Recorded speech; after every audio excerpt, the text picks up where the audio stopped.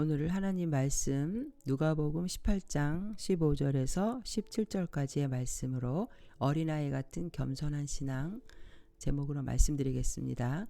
사람들이 예수께서 만져주심을 바라고 자기 어린아이를 데리고 오매 제자들이 보고 꾸짖거늘 예수께서 그 어린아이들을 불러 가까이 하시고 이르시되 어린아이들이 내게 오는 것을 용납하고 금하지 말라. 하나님의 나라가 이런 자의 것이니라.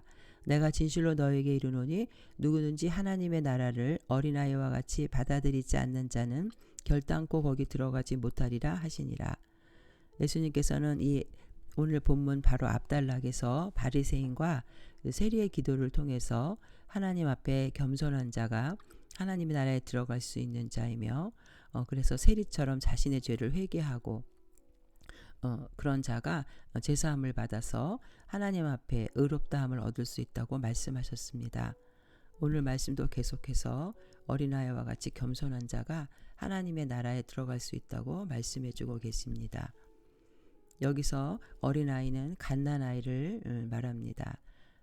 즉 당시 그 유대인의 관습으로 부모들이 이 갓난아이들을 랍비에게 데리고 가서 머리에 손을 얹고 축복을 받는 관습이 있었습니다.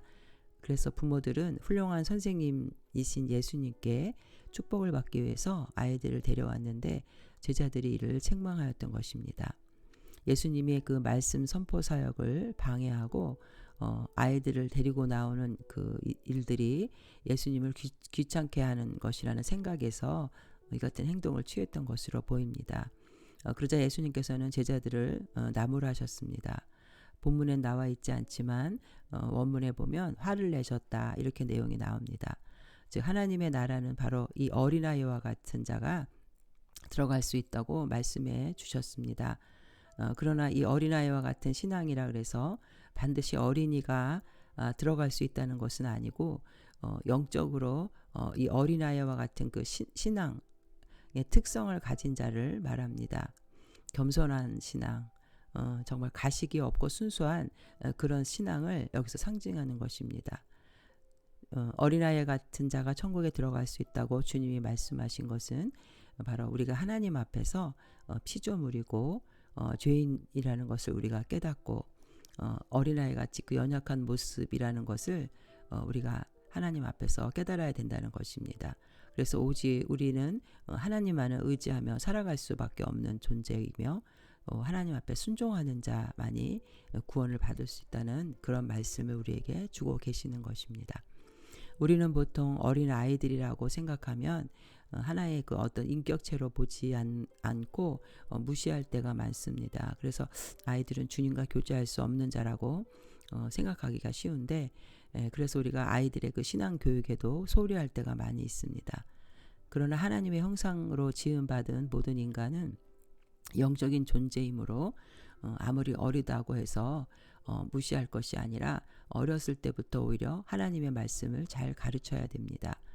구약에 보면 사무엘의 어머니 한나는 그 사무엘을 젖을 떼자마자 바로 하나님의 성전에서 하나님의 손에 맡기고 말씀으로 양육을 하게 하였습니다. 사무엘은 이스라엘의 위대한 선지자로 큰 영향력을 끼친 선지자가 되었습니다. 사실 자녀는 우리 부모의 소유가 아니라 하나님께서 양육하려고 맡겨주신 귀한 기업이라고 성경은 얘기합니다.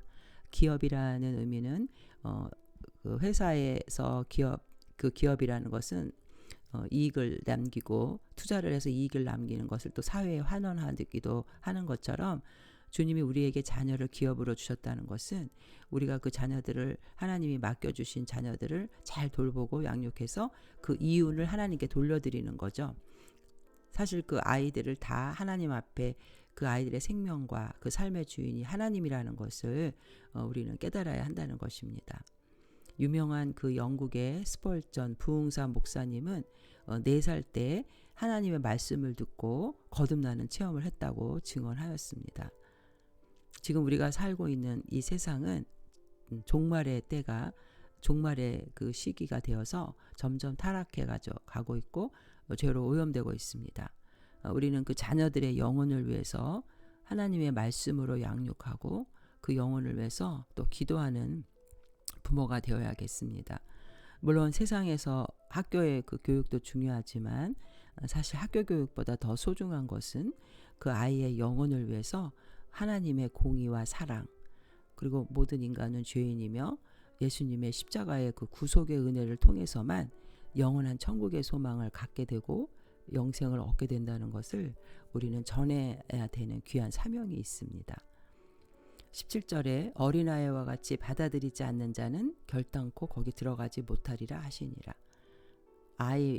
어린아이라고 무조건 들어간다는 그런 의미가 아니라 아이들도 죄인이고 정말 하나님의 은혜가 없으면 천국에 들어갈 수 없습니다. 예수님께서 이런 말씀을 하신 것은 이 신앙에 있어서 어린아이와 같은 그 특성을 지닌 신앙인이 되어야 천국에 들어갈 수 있다고 말씀을 하신 것입니다. 우리는 하나님을 아버지로 부모로 섬기는 하나님의 자녀입니다. 어린아이의 특성은 겸손한 것이고 부모님만을 전적으로 의뢰하고 순종하며 부모를 닮아가는 것, 가식이 없는 신앙, 이런 것들이 아이들의 특성입니다.